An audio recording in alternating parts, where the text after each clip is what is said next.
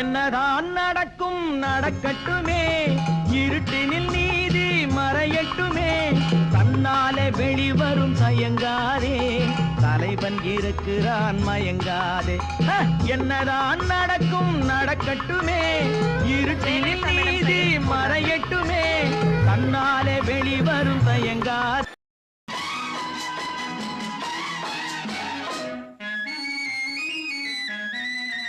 எந்த காலைஞனும் அவளை சிலை வடிப்பான், எந்த புலவனும் அவளை பாட்டில் வைப்பான்.